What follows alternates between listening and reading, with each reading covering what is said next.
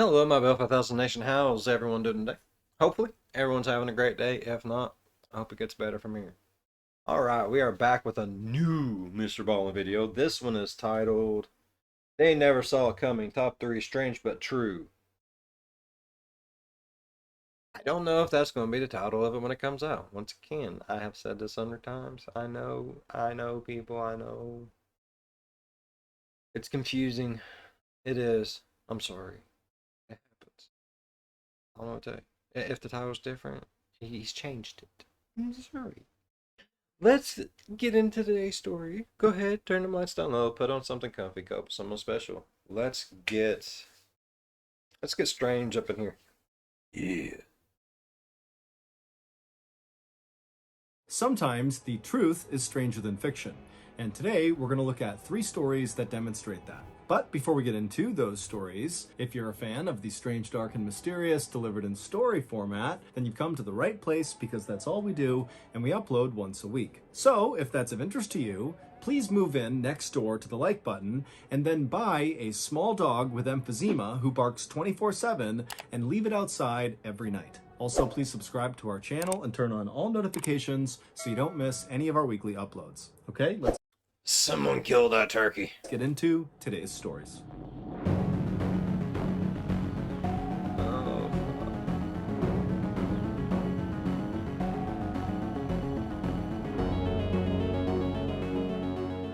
the ultimate shock. One morning in early June of 2011, in the Russian city of Kazan, a 49-year-old Russian That's pretty. That is pretty. Look at that. Look at that. Like, I don't know. I just think stuff like that is just so lovely. Just so lovely. Love that. Love it so much. I do. I do. I do. I do.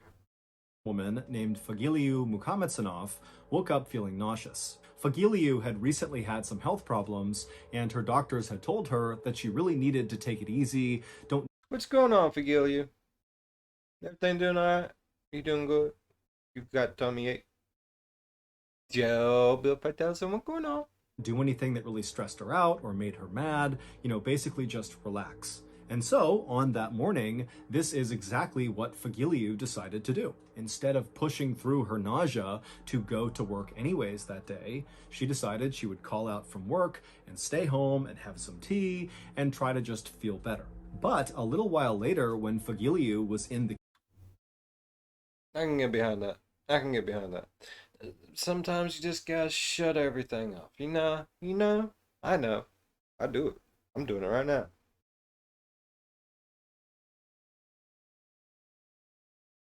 kitchen making tea, her husband, Fajili, he came in and asked her how she was doing, and she said, you know what, I actually feel worse. My nausea has gotten worse, my chest hurts, and I'm starting to sweat. I'm gonna go lie down in the bedroom.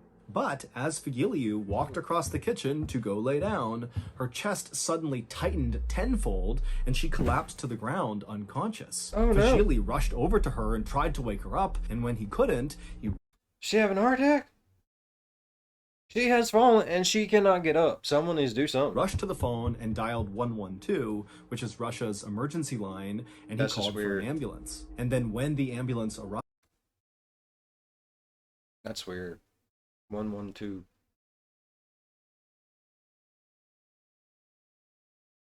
112. I don't like.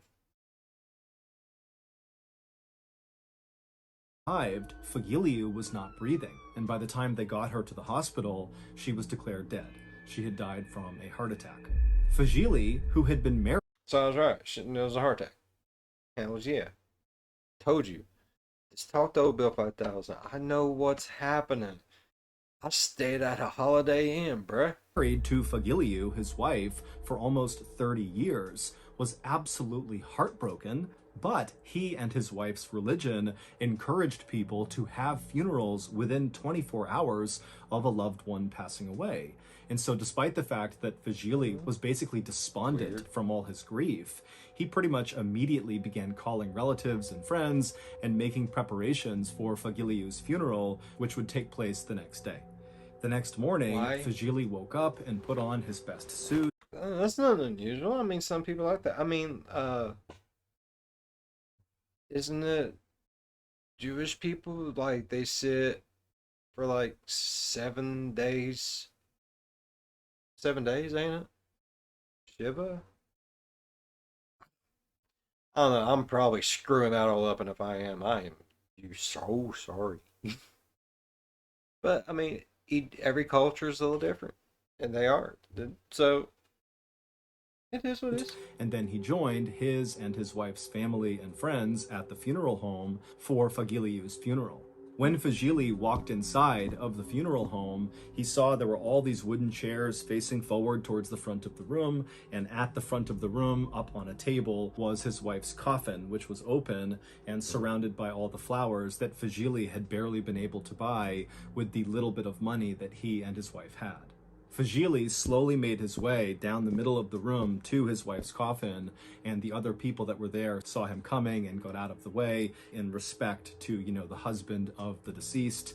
And so Fagili, he walks up and he looks down at his wife, who again, it's open casket so we can see her, and he was struck by her appearance. She just did not look right.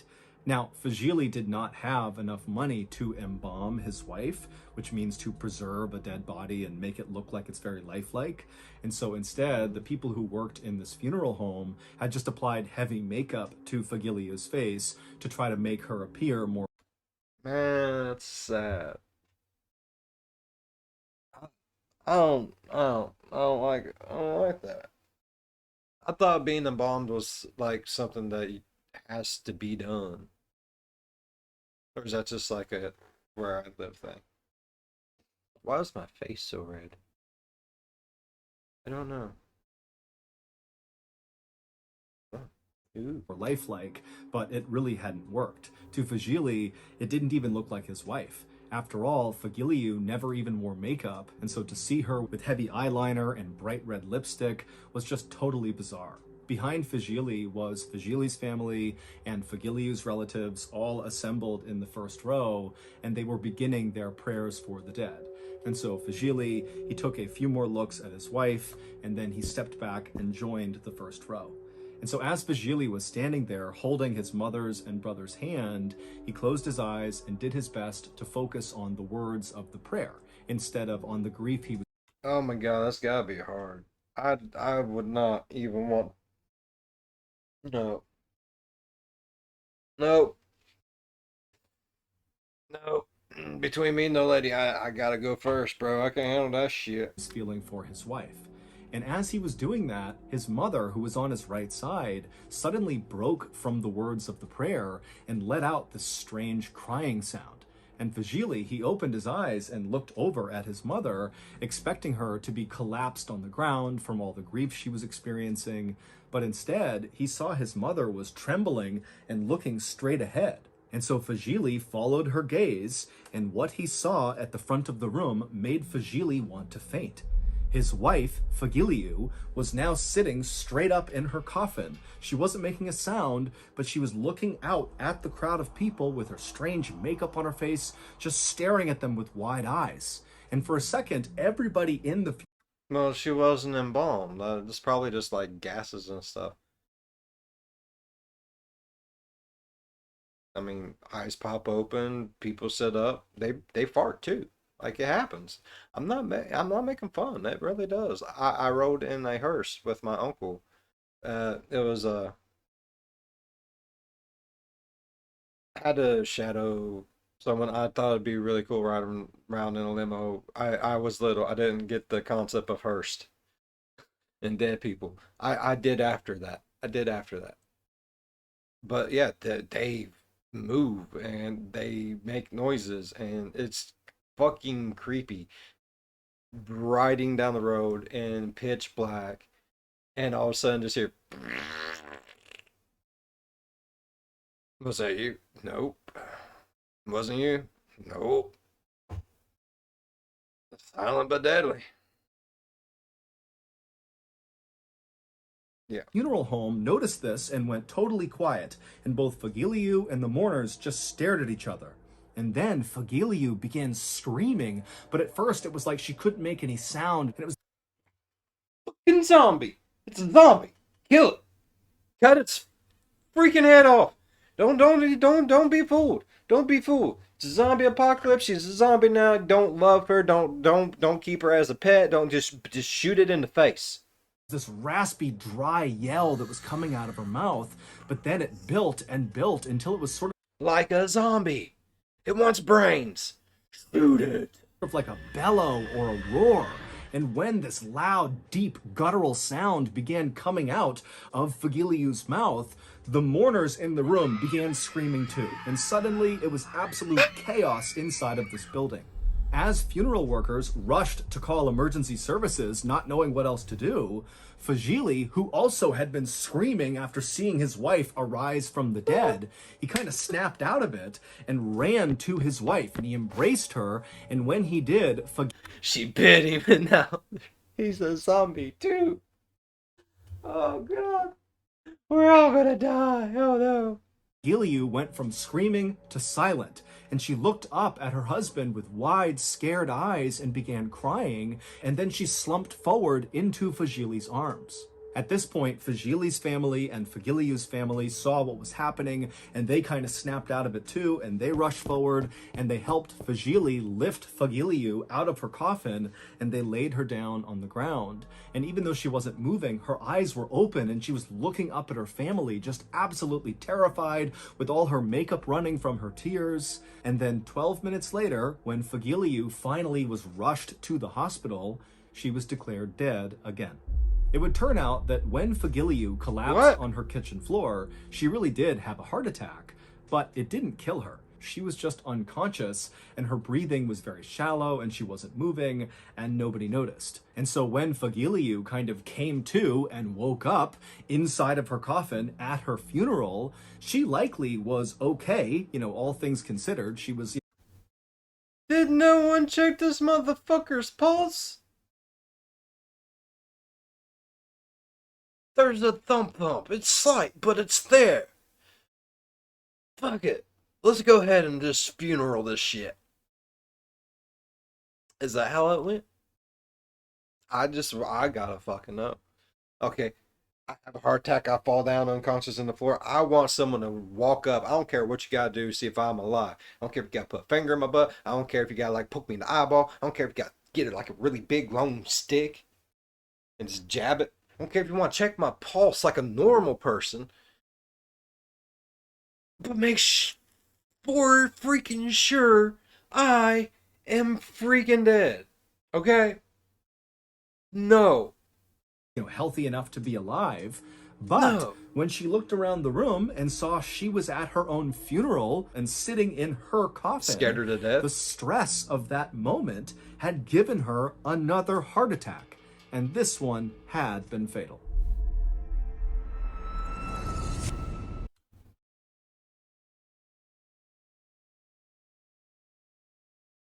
If they had just waited on the funeral, she'd probably been fine. She woke up and be like, bro, what the fuck's going on? Nah. This poor lady wakes up, everyone's there. Oh, we miss you. What are you talking about? I'm really freaking here. Oh, you're not. You're a zombie. Zombie. Today's video is sponsored by NordVPN. Oh, this is gonna be good. Oh, yeah. Have you ever sat down to watch one episode of a show and then you black out and wake up like 3 days later and you've binged the entire series? Yes. Well, that's what happened to me and old Seagull Lung with Bobo the Burmese alley cat. It's a touching show on Catflix about a Burmese alley cat with emphysema who does his best to growl and hiss and stand his ground at anyone or anything that passes by his alley. Admittedly, this show is pretty one-dimensional. It just focuses on that aspect of Bobo's life. But me and Lung love it. And so when season 89 came out, me and Lung had to watch it immediately. However, when we fired up our flubber-powered laptop, we saw season 89 was only available to stream on the world's most remote island, Pitcairn Island. And so, with no other choices, me and old Seagull Lung hopped on a blind, emotionally unstable Phoenix, and made the 4,400-mile journey to Pitcairn. We checked into our Pitcairn hotel, and we're getting ready to feast our retinas on BBTBAC. Lungy turned to me and said, "Papa, we had a net NordVPN moeten," which of course in Dutch means, "Dad, we should have just got NordVPN." With NordVPN's worldwide access, you can enjoy instant, secure access to hundreds of streaming websites worldwide. And with their uninterrupted streaming, you won't have to worry about buffering. Oh. So enjoy all that Bobo the Emphysema cat right from the comfort of your home with NordVPN. Right now, you can get a 2-year plan plus 4 additional months for free when you sign up at nordvpn.com/MrBallen. It's risk-free with Nord's 30-day money-back guarantee. Again, that's nordvpn.com/MrBallen, or you can click the link in the description below. Okay, back to the stories. Oh, shit. Embrace. On October 15th, 2003, a newlywed couple named Tina and Gabe Watson arrived in Australia for their honeymoon. They were both 26 years old and lived in Alabama, and neither of them made very much money. Tina worked in the kids department of a clothing store, and Gabe worked for his father at a packaging company. But Gabe's family had gifted this honeymoon trip to Australia to Gabe and Tina, and so the couple was so excited about it, and they had taken actually a whole year to plan this trip out. It was going to be the adventure of their lives. Once in Australia, the couple spent the first week in Sydney, which is one of the biggest cities in the country. They went on a river cruise, they visited the famous Sydney Opera House, and they went to see the koalas at the zoo, something Tina was very intent on doing because she loved animals. And then on October 21st, so 6 days into their big trip, the couple headed north to the city of Townsville, which is this beautiful beach town that's right near the Great Barrier Reef. The Great Barrier Reef is the world's largest and most famous coral reef system. This was going to be the real highlight of their trip. Yeah, that is fucking gorgeous.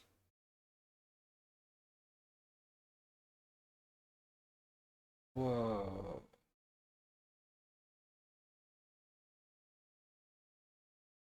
Now, like, is all these little things right here, is that the coral? I'm asking because I don't know. I've never been. I would like to go. I imagine it's beautiful. That looks freaking gorgeous.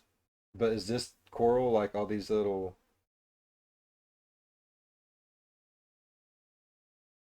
Like, is that why the water's breaking all the way out here? Is because that's where the coral starts? That's awesome. I love it. Gabe had grown up loving the water, and now as an adult, his passion was scuba diving. He was a trained rescue diver, and any chance he got back home in Alabama, he would go diving. As for Tina, scuba diving kind of scared her. She didn't like the idea of being underwater for extended periods of time and breathing in underwater. It just felt so foreign that she didn't like it. But she knew Gabe really wanted her to go scuba diving with him in Australia, and so 10 months earlier, in January of 2003, Tina had begun taking scuba diving lessons, and then right before they headed out for this trip to Australia, Tina had gotten certified in scuba diving. Cool. So, after arriving in Townsville, was she wanting to surprise him with it? Gabe and Tina would spend the night in a hotel, and then early the next morning, the couple would get up and make their way down to the dock where they would board a diving boat. This boat was going to take them out into the open water, right over this famous shipwreck called the Yongola, where lots of people scuba dive, and this Yongola wreck is right near the Great Barrier Reef. So it's a truly amazing place to go scuba diving.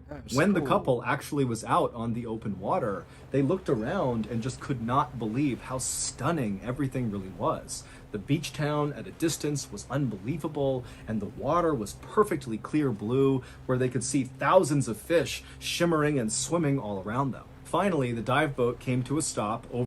Oh, I need some of that in my life. Oh my sweet baby Jesus, I got it. Over the area where the Yongola wreck was, and Gabe and Tina began putting on their dive gear, as did the other 4 tourists who were also on this diving trip.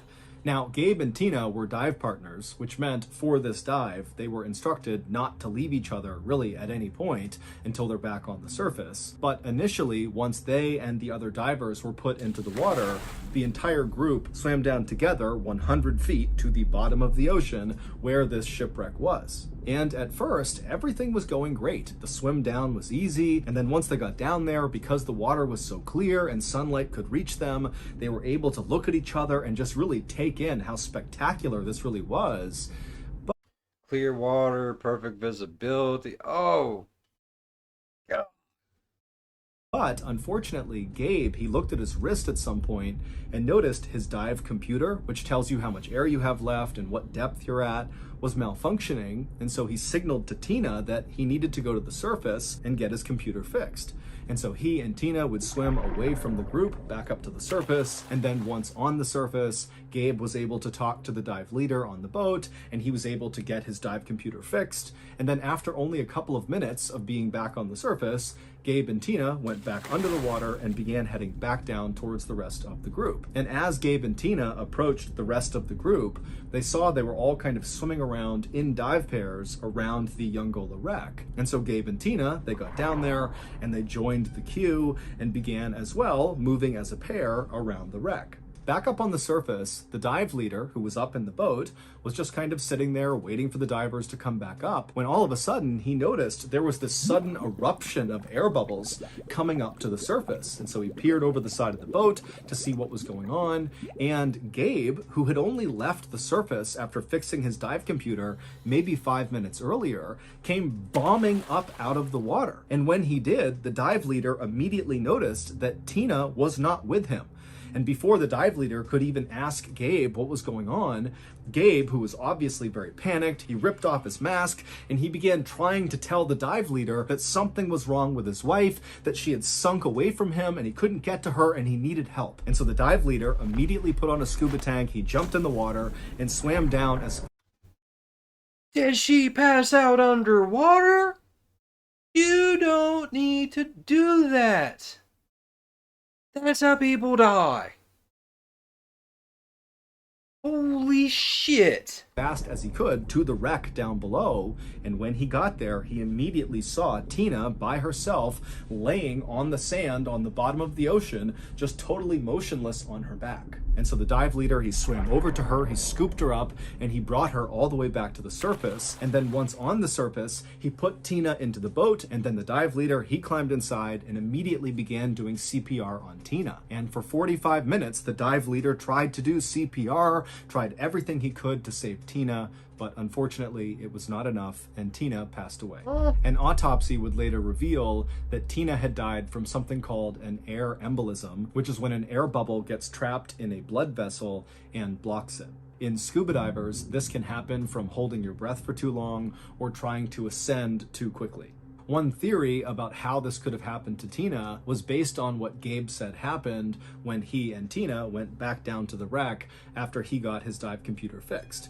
He said they got down there, everything was fine, they were swimming around like the other dive pairs, taking pictures, when Tina started to panic, kind of randomly, and she reached out for Gabe, and Gabe said she knocked his oxygen mask off his face, and so Gabe was kind of starting to panic, and he got the mask back on, at which point Tina was kind of floating away from him, and so Gabe, not really knowing what to do, said he went to the surface to get help. And so in that time frame, perhaps Tina, tried to rush to the surface on her own, giving herself the air embolism, or maybe in her panic, she had held her breath, giving herself the air embolism. But it wasn't long after Tina's death was ruled. That's awful. Oh my god. What if she would have got it whenever they went up to fix this thing? An accident and the case was closed, that the other 4 people who were on that dive with Gabe and Tina began reaching out to Tina's family. These divers had seen something very strange happen right around the time Tina died, and they felt like they had to tell someone. One of these four divers would tell Tina's family that as they were swimming around the wreck, they saw Gabe and Tina come back down after Gabe had fixed his dive computer, and pretty quickly after they reached the bottom, Gabe seemed to give Tina a hug, like a really strong bear hug. Now, there's no reason any diver would hug another diver underwater, certainly not that hard, unless it was some sort of rescue attempt. And this diver who witnessed this told Tina's family that this did not look like a rescue attempt. It looked like Gabe was trying to restrain Tina, and Tina was trying to get away from Gabe. After a few moments of watching this, the same diver would see Gabe release Tina, and at that point, Tina would go limp and float to the bottom, and Gabe would rush to the surface where he would tell the dive leader that he had this emergency with his wife. This new information led Australian authorities to charge Gabe with murder. They alleged that Gabe intentionally turned off Tina's air and then put her in that bear hug to make sure she couldn't turn it back on again. Gabe, however, has always denied this, saying his wife really just panicked and he was trying to help her but couldn't and then went to the surface. Gabe ultimately pleaded guilty to involuntary manslaughter in Australia and served 18 months in prison. Prosecutors in Alabama then also tried to charge Gabe with murder or something else in connection to Tina's death, but ultimately a judge dismissed the case. One final note about this story, which also happens to be the reason most people know about this story, is that two of the four divers who were down there with Gabe and Tina were taking underwater pictures at the time that Tina died. Here is a photo they developed from this trip, which clearly shows Tina in the background just moments after Gabe had released her and she sunk to the bottom and died. Oh my god.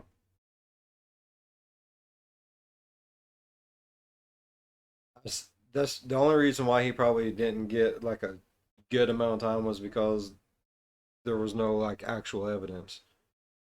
What if he actually did do that? Oh my god, that he piece of shit.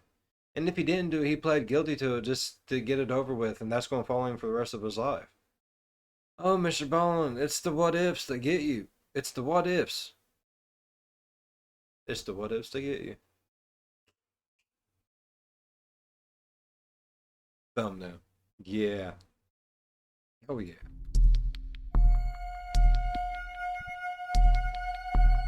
In July of 1848, a 25-year-old man named Phineas Gage got a job working construction on the Hudson River Railroad in New York. At this time in America, railroads were being laid all over the country, and so lots of workers like Phineas were needed to blast rock out of the way to lay down these railroad tracks. And as it happened, Phineas was an expert in explosives. He had learned how to set controlled blasts, growing Just so happens a feller out there is good with boom booms. Go figure.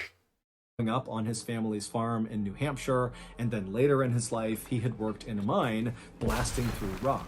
And so, in addition to just being the ideal railroad worker for this time in America, when Phineas actually started working in New York on this railroad, his co-workers immediately started looking up to him. Phineas was extremely smart and energetic. He was this incredible conversationalist. He was charismatic and funny and a natural leader. And so, just 2 months into starting this new job, it was no surprise to anyone who knew Phineas or worked with Phineas that he was promoted to blasting foreman, which meant Phineas would lead the explosives team. Phineas was so excited about this promotion that he went to a blacksmith and had He was so excited. He a custom tamping iron made. A tamping iron is a long metal rod that's used to pack explosives. When railroad workers wanted to blast through, let's say, a big rock, they would start by drilling a deep but skinny hole in the rock. Then they would pour blasting powder inside, then they'd put a fuse inside, and then using this tamping iron, they would push the blasting powder and the fuse deep into this hole inside of this rock or whatever it was they were blowing up. And then once it was packed, they would ignite it. Usually, tamping irons were sort of rough tools. So basically, kind of like the same concept as like a can. Like you're gonna shove it down there, or old musket, you're just gonna shove it down there and then whoa. Okay. See, I always wondered. I thought they just Drilled a hole, stuck a stick of dynamite in there, lit it, and ran like shit. I'm not gonna lie. I thought that's what happened. That looked like crowbars, but Phineas really wanted something special to commemorate this promotion. And so Phineas had the blacksmith make this perfectly straight, smooth, 4-foot-long metal tamping iron, and on one end was a pointed side, and on the other was a blunted side. And this rod, it weighed about 13 pounds, and it was about 1.25 inches in diameter. And Phineas loved this tamping iron. He brought it with him not just to work, but basically anywhere he went. On September 3rd, 1848, so not long after Phineas's big promotion, Phineas and his explosives team were blasting through some rock that ran through a forest. And Phineas, he was right up front over the blasting site, helping them prep the explosive. His team had drilled that long, deep, skinny hole into the rock they were about to blow up, and then blasting powder was put inside, a fuse was put inside, and then Phineas took his tamping iron and began packing the powder and fuse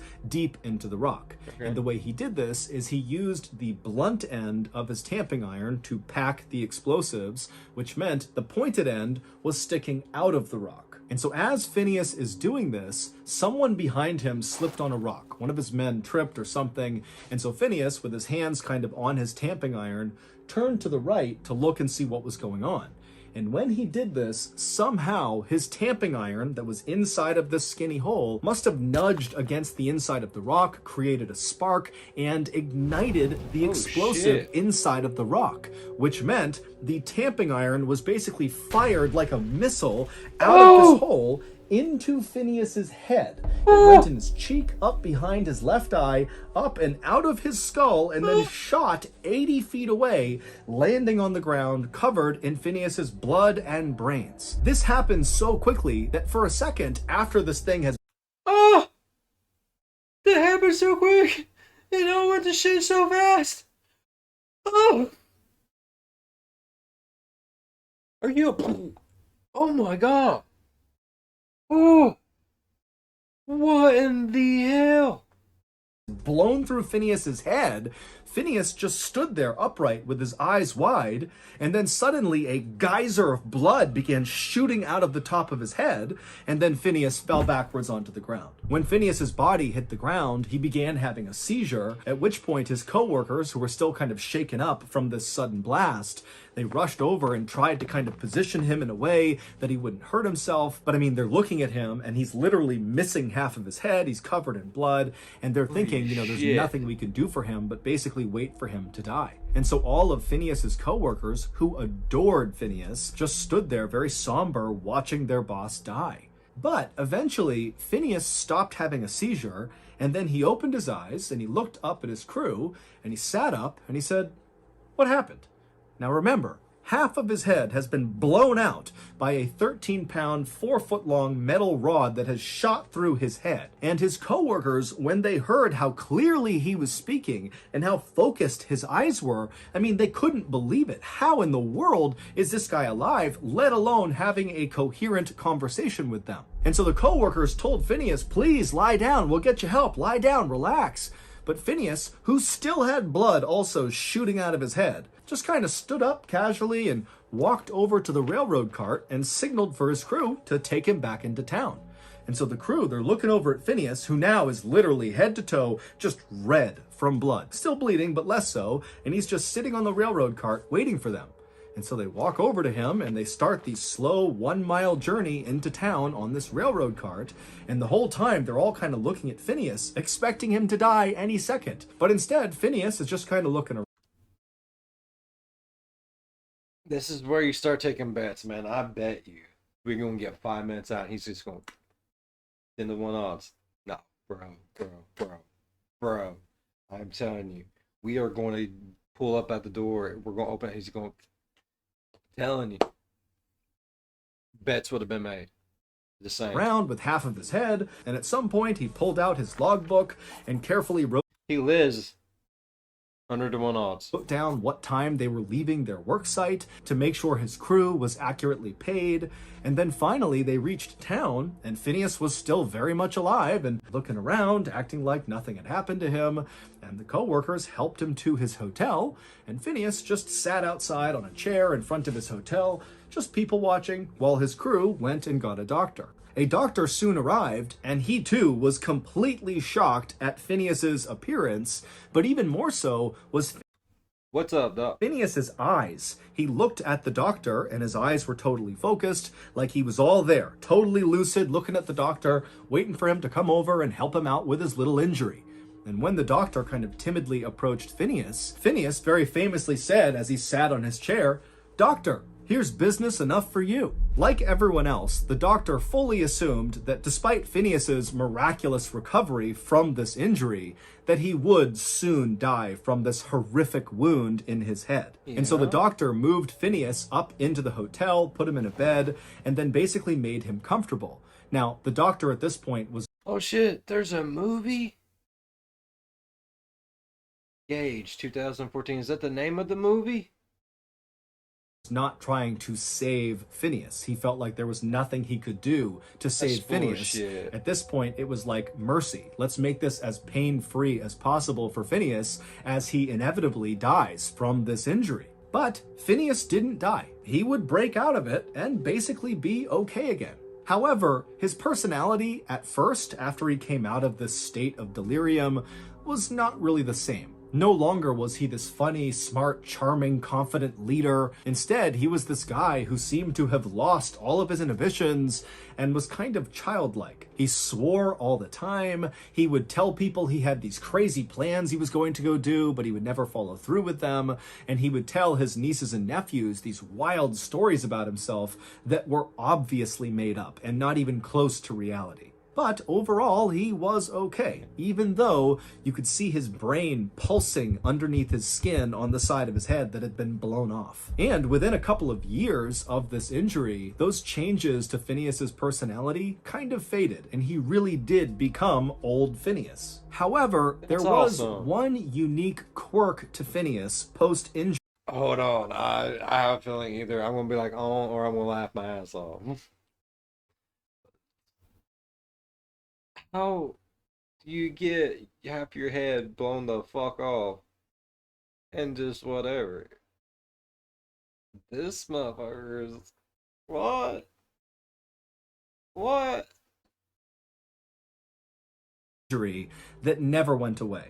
And that was Phineas's kind of unhealthy love for the tamping iron that had blown through his head. After his injury, Phineas kind of stopped making friends, and any friends he did have, he really didn't try to keep those relationships up. He didn't get married, he didn't have kids. Instead, the tamping iron became sort of like his best friend.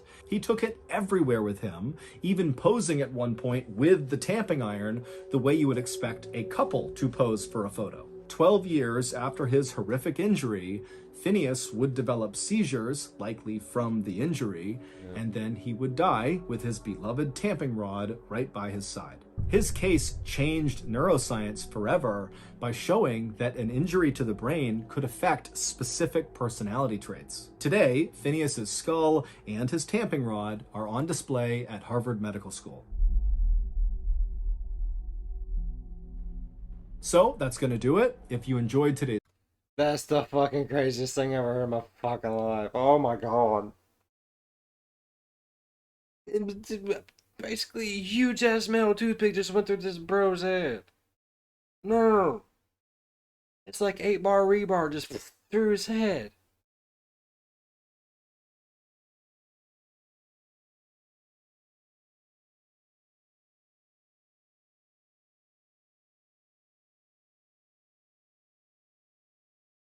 I missed the 3 stories. I'm glad he's got new ones. They make me so happy sometimes. They. Oh, it. Alright, if you all enjoyed today's video as much as I did, please go down there and leave a thumbs up. If you're a fan of the spooky, scary, strange, things that just bewilder you, come on down. We'll get bewildered together. As always, be good to one another. I'll see you in the next one. Bye-bye.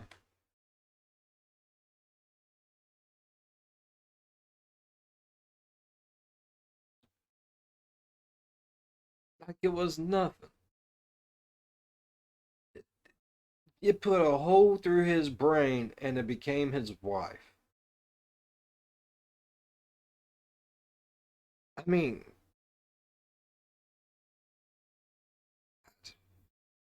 someone for everyone, right?